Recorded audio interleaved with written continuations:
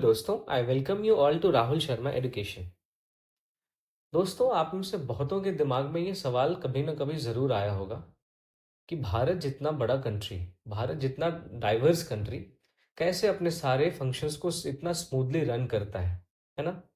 तो दोस्तों, आज हम भारत जैसे देश में कैसे इस देश के जो अलग अलग यूनिट्स हैं, जो सेंटर और स्टेट्स हैं, एक दूसरे के साथ मिलकर काम करते हैं, उनके बीच का रिलेशन कैसा है। आज के सेशन में हम इसी चीज़ को समझने की कोशिश करेंगे। मैं उम्मीद करता हूँ कि आज का जो सेशन है वो आपके लिए बहुत ज़्यादा यूजफुल होगा और इस सेशन से आप ऐसी चीज़ों को समझ पाएंगे जो आपके एग्जाम के पर्सपेक्टिव से महत्वपूर्ण तो है ही साथ आपको एक जागरूक नागरिक बनाने में भी बहुत ज़्यादा योगदान देगी। जो मेरे चैनल पे नए हैं दोस्तों, मैं उनके लिए बता दूं कि मैंने लक्ष्मीकांत की जो लेटेस्ट पॉलिटी की बुक है, जो 7th एडिशन है, उसको मैंने अलग अलग लेक्चर में फिनिश करने की एक सीरीज शुरू की है। इसमें हमने अभी तक 14 लेक्चर्स कवर कर लिया है, 14 चैप्टर कवर कर लिया है और आज हम 15वें चैप्टर पे पहुंचे हैं जिसका नाम है सेंटर स्टेट रिलेशन। तो इस सीरीज का फ़ायदा ज़्यादा से ज़्यादा लोगों को मिल सके, इसके लिए मैं आपसे रिक्वेस्ट रिक्वेस्ट करता हूँ कि आप मेरे वीडियोस को ज़्यादा से ज़्यादा लोगों तक शेयर करें, लाइक करें और मेरे चैनल को सब्सक्राइब करें। तो बहुत ज़्यादा वक्त ज़ाया ना करते हुए दोस्तों, मैं सीधा सीधा अपने मेन टॉपिक पे आता हूँ। देखिए दोस्तों, भारतीय संविधान हमारे देश में एक फेडरल सिस्टम की स्थापना की बात करता है और फेडरल सिस्टम का कोर जो सिद्धांत होता है, उसका जो मूल सिद्धांत ये है कि किसी भी देश में जो सेंटर और स्टेट है, जो संघ की इकाई है और जो प्रोविंशियल इकाई है, उसके बीच में शक्तियों का विभाजन हो। ये शक्तियों का विभाजन विधायी क्षेत्र में हम देखते हैं, लेजिस्लेटिव एरिया में देखते हैं, ये हम एग्जीक्यूटिव एरिया में देखते हैं और ये फाइनेंशियल एरिया में देखते हैं। लेकिन हमारे देश में जुडिशियल जो पावर है उसको डिवाइड नहीं किया गया है सेंटर और स्टेट के बीच में। हम अपने देश में अभी भी इंटीग्रेटेड जुडिशरी को फॉलो करते हैं, जिसके टॉप पे सुप्रीम कोर्ट होता है। अब देखिए दोस्तों, हमारे कॉन्स्टिट्यूशन ने अपने अपने स्फेयर में सेंटर और स्टेट इन दोनों को सुप्रीम बनाया है। लेकिन एक फेडरल सिस्टम इफेक्टिवली तभी काम कर सकता है जब इन दोनों के बीच में किसी भी प्रोग्राम को इम्प्लीमेंट करना हो, किसी भी पॉलिसी को इम्प्लीमेंट करना हो, तो इस इम्प्लीमेंटेशन को लेकर सेंटर और स्टेट इन दोनों के बीच में मैक्सिमम कोऑपरेशन हो और मैक्सिमम कोऑर्डिनेशन हो। तो इस तरीके से हम देखते हैं कि हमारे संविधान ने काफी हद तक केंद्र और राज्य के बीच के जो भी विवाद हैं, उन उस वो विवाद लगभग ना हो, वो विवाद जीरो हो, इस बात की पूरी कोशिश की है। और सेंटर और स्टेट के बीच में लेजिस्लेटिव रिलेशन को डिवाइड कर दिया है, एडमिनिस्ट्रेटिव रिलेशन को डिवाइड कर दिया है और फाइनेंशियल रिलेशन को डिवाइड कर दिया है। तो आज के वीडियो में हम देखेंगे कि कौन कौन से ऐसे प्रोविजंस हैं जो सेंटर और स्टेट के बीच में लेजिस्लेटिव रिलेशन से रिलेटेड है, एडमिनिस्ट्रेटिव रिलेशन से रिलेटेड है और फाइनेंशियल रिलेशन से रिलेटेड। तो दोस्तों, सबसे पहले हम सेंटर और स्टेट के बीच के लेजिस्लेटिव रिलेशन को समझने की कोशिश करते हैं। अगर हम लेजिस्लेटिव रिलेशन की बात करें, तो ये हमारे कॉन्स्टिट्यूशन के पार्ट 11 में है और अगर इससे रिलेटेड आर्टिकल्स की बात करें तो ये आर्टिकल 245 से लेकर 255 तक है। अब ये आपको याद हो, मैं इस बात की उम्मीद नहीं करता हूँ और ये आपको याद करना भी नहीं है। जब आप रिवाइज करेंगे तो आपको याद हो जाएगा और अगर ना भी होता है उसमें कोई बुरी बात नहीं है।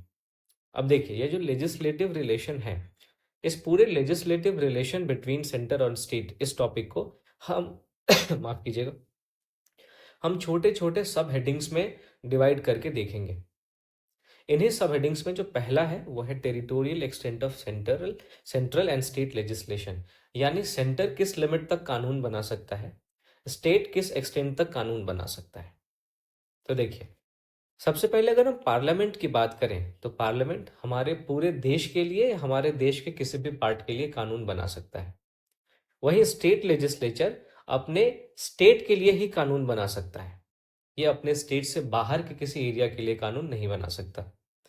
फिर एक ऐसा कानून होता है जो हमारे देश के नागरिकों पर लागू होता है, चाहे वो देश के अंदर रह रहे हो या देश के बाहर दुनिया में कहीं भी रह रहे हो, तो उन पर लागू होता है। ऐसे कानूनों को हम एक्स्ट्रा टेरिटोरियल लेजिस्लेशन कहते हैं। हिंदी में कहें तो इसे हम अतिरिक्त क्षेत्रीय विधान कहते हैं। तो जब भी एक्स्ट्रा टेरिटोरियल लेजिस्लेशन की बात आती है, जो कि हमारे देश के बाहर रह रहे लोगों पर इम्प्लीमेंट होता है, तो ऐसे लेजिस्लेशन को बनाने का केवल और केवल अधिकार पार्लियामेंट के पास है। आपको इस बात को ध्यान में रखना है। अब देखिए, मैंने आपको बताया कि पार्लियामेंट हमारे देश के किसी भी हिस्से के लिए कानून बना सकती है, लेकिन कुछ ऐसे एरियाज हमारे देश में हैं जहाँ पे पार्लियामेंट के जो कानून हैं या तो एप्लीकेबल नहीं है या फिर उनको लिमिट कर दिया जाता है। फॉर एग्जाम्पल देखिए, अंडमान निकोबार, लक्षद्वीप और दादरा एंड नगर हवेली और दमन एंड दीव, ये तीन यूनियन टेरिटरीज के बीच में प्रेसिडेंट के पास इस बात का अधिकार है कि ये इन तीनों से रिलेटेड कोई भी रेगुलेशन बना सकता है। ठीक। प्रेसिडेंट को इस बात का भी अधिकार है कि अगर संसद ने कोई एक्ट पास किया है तो वो इन तीनों क्षेत्रों में प्रभावी होगा या नहीं होगा, इस बात पर डिसीजन प्रेसिडेंट ले सकता है। मैं उम्मीद करता हूँ आपको समझ में आया होगा। दोस्तों, जहां पे भी आपको कंफ्यूजन हो, आप वीडियो को थोड़ा सा पीछे करें, इसको दोबारा सुने, आपको जरूर समझ में आएगा। फिर हम देखते हैं कि अगर किसी स्टेट में शेड्यूल्ड एरिया है, उस शेड्यूल्ड एरिया के कॉन्टेक्स्ट में गवर्नर के पास कुछ पावर्स हैं। अब सबसे पहले मैं आपको बताऊं कि शेड्यूल्ड एरिया ऐसे एरियाज होते हैं किसी भी राज्य में जहां पे अनुसूचित जनजातियां यानी कि शेड्यूल्ड ट्राइब्स होती हैं। शेड्यूल्ड ट्राइब्स को प्रिजर्व करने के लिए, उनके कल्चर को, उनके लैंग्वेज को, उनके लाइफस्टाइल को प्रिजर्व करने के लिए प्रेसिडेंट जो है वो किसी भी स्टेट के भीतर में शेड्यूल्ड एरिया डिक्लेयर कर सकता है। तो इस शेड्यूल्ड एरिया में पार्लियामेंट का कोई भी कानून लागू होगा या नहीं होगा, या अमेंड होकर लागू होगा, इस बात पे डिसीजन लेने की जो पावर है वो गवर्नर के पास है। आप इस बात को ध्यान में रखिएगा। अब सेम पावर असम के केस में असम के गवर्नर को है। अब देखिए, सिक्स्थ शेड्यूल में 4 स्टेट्स हैं। उन 4 स्टेट्स में जो भी अनुसूचित जाति के रहने वाले जो क्षेत्र हैं उनको ट्राइबल एरियाज कहते हैं। लेकिन इन 4 क्षेत्रों के अलावा, इन 4 राज्यों के अलावा हमारे बाकी 10 राज्यों में भी ऐसी जगहें हैं जहाँ पे अनुसूचित जनजातियां यानी कि शेड्यूल्ड ट्राइब्स रहती हैं। तो उन एरियाज को शेड्यूल्ड एरिया कहा जाता है। तो देखिए, शेड्यूल्ड एरिया और ट्राइबल एरिया में बहुत ज़्यादा फर्क नहीं है, थोड़ा सा फर्क है। जब हम फिफ्थ शेड्यूल और सिक्स्थ शेड्यूल करेंगे तो हम वहाँ पे देखेंगे। तो जैसा कि हमने देखा कि शेड्यूल्ड एरियाज के केस में गवर्नर को पावर है, सेम पावर असम के केस में जो है वो असम के गवर्नर को है।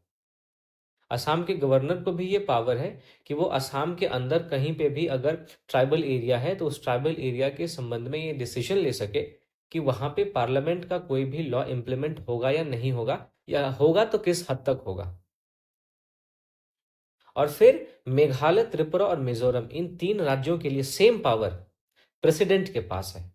तो यहाँ पे कैच ये है कि जहाँ असम के लिए ट्राइबल एरियाज के संबंध में जो पावर है वो गवर्नर के पास है, वहीं मेघालय, त्रिपुरा और मिजोरम के लिए जो पावर है ट्राइबल एरियाज के कॉन्टेक्स्ट में वो प्रेसिडेंट के पास है। आपको इस कैच को ध्यान में रखना है। दोस्तों, यूपीएससी आपसे वहीं से सवाल पूछती है जहाँ पे कैच होता है। सीधा सीधा सवाल पूछना यूपीएससी का तरीका नहीं है।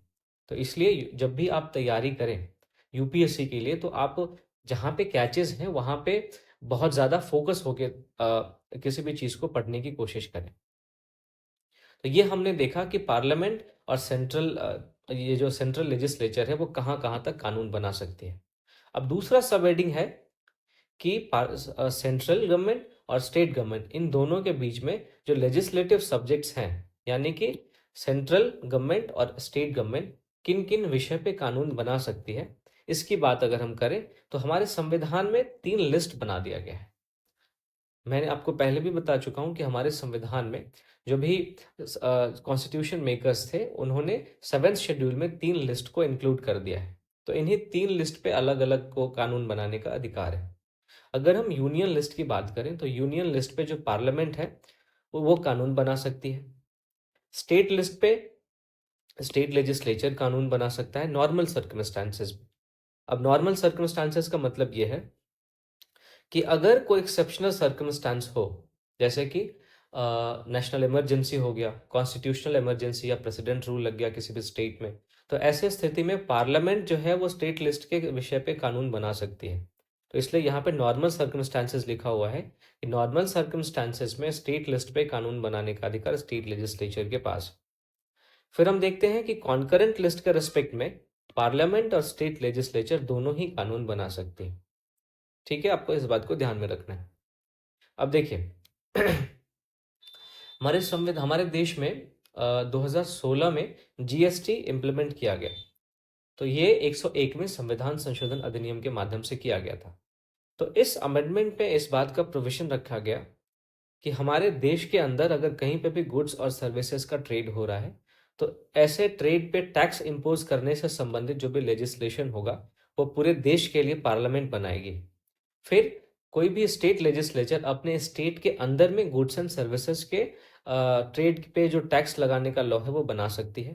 लेकिन आपको ध्यान में ये रखना है कि जब गुड्स और सर्विसेज का ट्रेड इंटर स्टेट हो, यानी दो या दो से ज्यादा राज्यों के बीच में, है ना, इंटर स्टेट ट्रेड या इंटर स्टेट कॉमर्स के कॉन्टेक्स्ट में जो भी गुड्स एंड सर्विसेज से संबंधित लॉ बनाने का पावर है वो एक्सक्लूसिवली पार्लियामेंट के पास है। ध्यान में आपको रखना है। फिर देखिए हमारे संविधान निर्माताओं ने इस बात की व्यवस्था की कि जो रेसिड्यूरी सब्जेक्ट्स हैं, जो कि यूनियन ना तो यूनियन लिस्ट में है, ना स्टेट लिस्ट में है, ना कॉन्करेंट लिस्ट में है, इन तीनों लिस्ट से बाहर के जो सब्जेक्ट्स हैं जिनको हम रेसिड्यूरी सब्जेक्ट्स कहते हैं, उस पे कानून बनाने का अधिकार केवल और केवल पार्लियामेंट को है। स्टेट लेजिस्लेचर का इस बात में कोई भी से नहीं है। फिर पार्लियामेंट को इस बात का अधिकार है, इस बात की पार्लियामेंट को शक्ति है कि वो किसी ऐसे टेरिटरी के लिए स्टेट लिस्ट के सब्जेक्ट्स पे भी कानून बना सकती है जो टेरिटरी किसी भी स्टेट का पार्ट नहीं है। मैं आपको एग्जांपल दे के समझाता हूँ। देखिए हमारे कॉन्स्टिट्यूशन में आर्टिकल 2 कहता है कि जो यूनियन गवर्नमेंट है वो किसी भी टेरिटरी को अक्वायर कर सकती है, अपने यूनियन में शामिल कर सकती है। मान लीजिए कि सेंट्रल गवर्नमेंट ने इस एरिया को उसमें अपने यूनियन में शामिल किया। अब ये एरिया किसी भी स्टेट के एरिया से नहीं जोड़ा गया, ठीक है, तो ये एरिया पूरी तरह से गवर्नमेंट ऑफ इंडिया के कंट्रोल में है, इस पर किसी भी स्टेट गवर्नमेंट का कंट्रोल नहीं है। तो ऐसे एरिया के लिए पार्लियामेंट के पास ये राइट है कि वो जितने भी सब्जेक्ट्स हैं सारे सब्जेक्ट्स पे कानून बना सकती है, भले ही उस सब्जेक्ट का जो मैटर है वो स्टेट लिस्ट से ही संबंधित क्यों ना हो। मैं उम्मीद करता हूँ आपको समझ में आया होगा। अगर ना समझ में आया है तो आप इस वीडियो को थोड़ा सा पीछे करके देखें, आपको बिल्कुल समझ में आएगा। अब देखिए दोस्तों, यहाँ पे दो तीन चीजें आपको ध्यान में रखने की जरूरत है। हमारे देश में अभी मैंने चर्चा किया कि रेसिड्यूरी पावर पार्लियामेंट को दिया गया है, बट यूएस में ऐसा नहीं है। यूएस में रेसिड्यूरी पावर स्टेट्स को दिया गया है। देखिए, जब हम फेडरेशन की बात कर रहे थे तो मैंने आपको बताया कि दुनिया का सबसे पुराना फेडरेशन यूएस का है, और जो आइडियल फेडरेशन होता है वो भी यूएस का है। तो एक आइडियल फेडरेशन में हमेशा राज्यों के पास ज्यादा शक्तियां होती हैं, तो इसी बात के मद्देनजर यूएस में भी स्टेट्स के पास ही रेसिड्यूरी पावर्स है। फिर दोस्तों, हमने अपने संविधान में जो तीन लिस्ट को अपनाया है, यूनियन लिस्ट, स्टेट लिस्ट और कॉन्करेंट लिस्ट, इन तीनों लिस्ट को हमने गवर्नमेंट ऑफ इंडिया एक्ट से 1935 के एक्ट से बोरो किया है। लेकिन इसमें एक चेंज है। जहां government of India act 1935 residuary power governor general को देता था, वहीं जो अभी हम वर्तमान में देखते हैं कि जो रेसिड्यूरी पावर्स है वो हमारे यूनियन गवर्नमेंट के पास है। तो ये एक अंतर है, इसको आपको ध्यान में रखना है। फिर देखिए, यहाँ पे ये जो आपको स्लाइड दिख रहा है ये आपको समझ में आना चाहिए। ये इस पूरे डिस्कशन का हमारा क्रक्स है, जो भी हम लेजिस्लेटिव रिलेशन हमने पढ़ा है उसका ये क्रक्स है।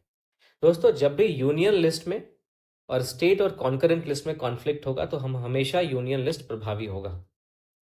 अगर कॉन्करेंट लिस्ट और स्टेट लिस्ट इन दोनों में टकराव है तो हमेशा कॉन्करेंट लिस्ट प्रभावी होगा। फिर अगर कॉन्करेंट लिस्ट पे सेंट्रल ने भी कानून बना दिया, स्टेट ने भी कानून बना दिया, तो और फिर इन दोनों कानूनों में अगर टकराव हो गया तो कॉन्करेंट लिस्ट के इस सब्जेक्ट पे हमेशा सेंट्रल लॉ जो है वो प्रभावी होगा। आपको ध्यान में रखना है, माफ कीजिएगा, ठीक है। लेकिन आपको एक चीज और ध्यान में रखनी है कि अगर कॉन्करेंट लिस्ट के सब्जेक्ट पे सेंटर ने कोई कानून बनाया है और उस कानून को गवर्नर ने प्रेसिडेंट के कंसिडरेशन के लिए रिजर्व रख कर लिया और फिर प्रेसिडेंट ने उस स्टेट लॉ को अपना एसेंट भी दे दिया, तो वो कानून उस स्टेट के भीतर लागू हो जाएगा।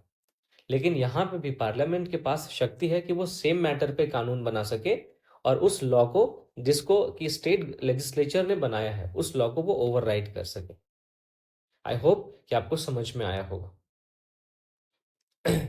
फिर देखिए, ये हमने देख लिया। अब तीसरा सब हेडिंग है लेजिस्लेटिव रिलेशन में कि पार्लियामेंट्री की कौन कौन सी ऐसी स्थितियां हैं जिसमें कि स्टेट लिस्ट के सब्जेक्ट पे पार्लियामेंट कानून बना सकती है।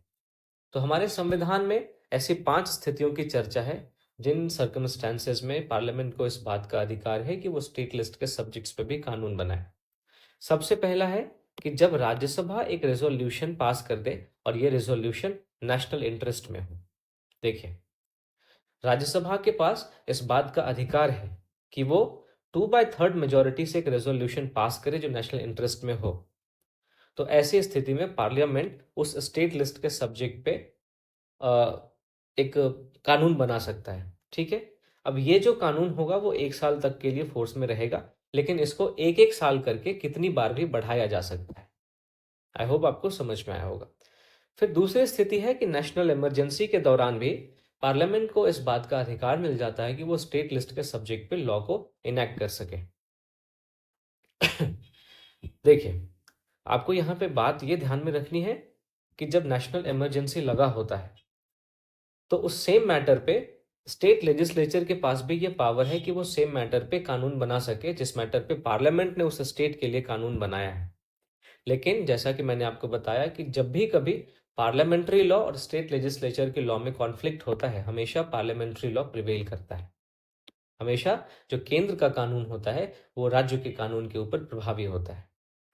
फिर हम देखते हैं कि जब 2 या 2 से ज्यादा राज्य पार्लियामेंट से इस बात का रिक्वेस्ट करते हैं कि आप हमारे स्टेट लिस्ट पे कोई कानून बनाइए, तो ऐसी स्थिति में भी पार्लियामेंट स्टेट लिस्ट के किसी भी सब्जेक्ट्स पे कानून बना सकता है। आपको दोस्तों यहाँ पे ध्यान ये रखना है कि अगर पार्लियामेंट ने ऐसे रिक्वेस्ट के बाद कोई कानून बना दिया है तो उस कानून को स्टेट लेजिस्लेचर जो है वो ना रिपील कर सकता है ना ही अमेंड कर सकता है। पार्लियामेंट द्वारा ऐसी स्थिति में बनाए गए कानून को रिपील और अमेंड दोनों करने का अधिकार केवल और केवल पार्लियामेंट को। अब ऐसी स्थिति जहां पे 2 या 2 से ज्यादा राज्यों ने पार्लियामेंट से अनुरोध किया और कुछ कानून बनाए गए, उसका मैं एग्जांपल आपको देता हूं, वाइल्ड लाइफ प्रोटेक्शन एक्ट। अब जब मैं आपको एनवायरनमेंट पढ़ाऊंगा दोस्तों, तो वहां पे मैं आपको बताऊंगा कि कैसे इस एक्ट ने हमारे देश में बायोडाइवर्सिटी के प्रोटेक्शन में, बायोडाइवर्सिटी के प्रिजर्वेशन में कैसे इस एक्ट ने हमारा बहुत हेल्प किया है। फिर water prevention and control of pollution act 1974, ये भी इसी तरीके से अस्तित्व में आया जब 2 या 2 से ज्यादा राज्यों ने पार्लियामेंट से रिक्वेस्ट किया कि आप हमारे लिए एक कानून बनाइए। फिर दोस्तों, जब किसी इंटरनेशनल अग्रीमेंट को इम्प्लीमेंट करना होता है तो भी पार्लियामेंट के पास इस बात की शक्ति है कि वो किसी स्टेट लिस्ट के सब्जेक्ट पे कानून बना दे। अब इस तरीके से 2-3 कानून बनाए गए हैं, उसमें से 2 का जिक्र मैंने यहाँ पे किया है जो आपके स्क्रीन पे आपको दिख रहा है। एक है United Nations privileges and immunities act 1947 और दूसरा है जेनेवा कन्वेंशन एक्ट 1960। तो उम्मीद करता हूँ आपको ये समझ में आया होगा। फिर देखिए दोस्तों, अगर किसी स्टेट में प्रेसिडेंट रूल इम्प्लीमेंट हो चुका है, इफेक्ट में आ चुका है, तो ऐसी स्थिति में भी प्रेसिडेंट पार्लियामेंट को इस बात का अधिकार है कि वो सेंटर स्टेट के लिस्ट पे कानून बना दे। लेकिन आपको ध्यान में ये रखना है कि जब प्रेसिडेंट रूल उस स्टेट से खत्म हो जाएगा तो स्टेट लेजिस्लेचर के पास इस बात का राइट है कि वो पार्लियामेंट के कानून को या तो रिपील कर दे या उसमें कोई ऑल्टरेशन करे, उसमें कोई बदलाव करे, या फिर उसी कानून को स्टेट लेजिस्लेचर खुद से इनैक्ट करे।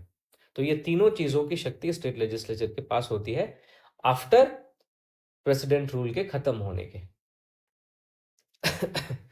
तो दोस्तों, ये था हमारा कि प्रेसिडेंट जो पार्लियामेंट है वो किन किन सर्कमस्टांसेस में स्टेट फील्ड में अपना लेजिस्लेशन कर सकती है।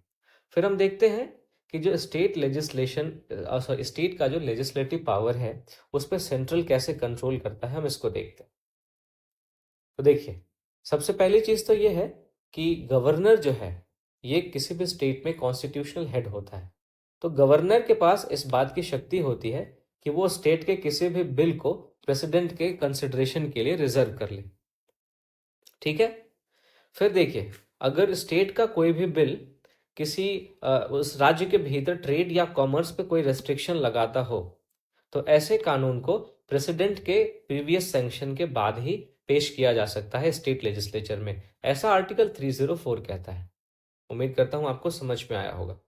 फिर देखिए, सेंटर जो है वो स्टेट को इस बात के लिए डायरेक्ट कर सकता है कि जो भी मनी बिल है उसको प्रेसिडेंट के कंसिडरेशन के लिए रिजर्व करके रखा जाए ड्यूरिंग फाइनेंशियल इमरजेंसी।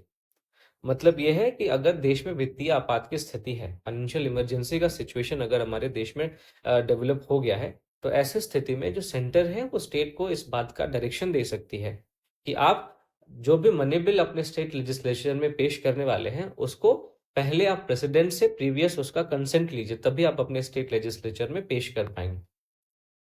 फिर जो गवर्नर है वो ऑर्डिनेंस नहीं बना सकता जब तक कि उसको प्रेसिडेंट इंस्ट्रक्ट ना करे, कुछ केसेस में, अकॉर्डिंग टू आर्टिकल 213। देखिए, प्रेसिडेंट का जो ऑर्डिनेंस मेकिंग पावर है वो आर्टिकल 123 है, वहीं गवर्नर का जो ऑर्डिनेंस मेकिंग पावर है वो आर्टिकल 213 है, 213। तो गवर्नर के पास ऐसे स्थिति में, जब राज्य विधानसभा काम नहीं कर रही हो, ऐसे स्थिति में जब बहुत ज़्यादा ज़रूरी होता है, तो किसी भी कानून को या किसी पॉलिसी को इम्प्लीमेंट करने के लिए अध्यादेश जारी करने की शक्ति होती है। लेकिन कुछ ऐसे मामले हैं जिसमें अगर गवर्नर को अध्यादेश जारी करना है, ऑर्डिनेंस इशू करना है, तो उसको प्रेसिडेंट से इंस्ट्रक्शन लेना पड़ता है। वो बिना प्रेसिडेंट के इंस्ट्रक्शन के ऑर्डिनेंस इशू नहीं कर सकता।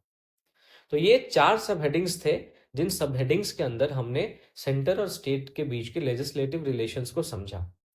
तो दोस्तों, इस डिस्कशन से आपको ये पता चल गया होगा, आप इस कंक्लूजन पे पहुंच गए होंगे कि लेजिस्लेटिव स्फेयर में सेंटर जो है वो हमेशा स्टेट से सुप्रीम है। चाहे वो कॉन्करेंट लिस्ट के विषय पे हो, चाहे वो रेसिडुअरी विषय पे हो, चाहे पार्लियामेंट को इस बात की शक्ति हो कि वो कुछ सर्टेन ऐसे सर्कमस्टांसेस होते हैं जिनमें वो स्टेट लिस्ट के सब्जेक्ट्स पे भी कानून बना सकता है, चाहे फिर पार्लियामेंट का गवर्नर पे कंट्रोल हो, या यूं कहें कि यूनियन गवर्नमेंट का गवर्नर पे कंट्रोल हो कि वो किसी भी स्टेट बिल को प्रेसिडेंट के लिए रिजर्व कर ले, है ना, स्टेट बिल को रिकंसिडरेशन के लिए भेजे या उस पर वीटो कर दे। तो इन सब मामलों में जो है वो सेंटर हमेशा ही लेजिस्लेटिव स्फेयर में स्टेट से सुप्रीम होता है, सुपीरियर होता है। तो ये हमारा लेजिस्लेटिव रिलेशन था। अब देखिए दोस्तों, यहाँ पे मैं इस वीडियो को रोक रहा हूँ। अगले वीडियो में हम एडमिनिस्ट्रेटिव रिलेशन और फिर फाइनेंशियल रिलेशन, इन दोनों की चर्चा करेंगे, और फिर ऐसे कमीशंस के बारे में देखेंगे जिनका हमारे देश के अंदर गठन हुआ है, और इन कमीशंस ने सेंटर स्टेट रिलेशन को लेके क्या क्या बातें कही है। तो मैं मिलता हूँ आपसे बहुत ही जल्दी एक नए वीडियो में, जिसमें कि हम administrative relation between centre and state और financial relation between centre state, इनके बारे में चर्चा करेंगे। तो बहुत बहुत धन्यवाद दोस्तों मेरी इस वीडियो को देखने के लिए, और मैं उम्मीद करता हूँ कि आपको मेरा कंटेंट पसंद आ रहा हो, और बस आपसे लास्ट में यही गुजारिश है कि प्लीज़ मेरे चैनल को लाइक, शेयर एंड सब्सक्राइब करें।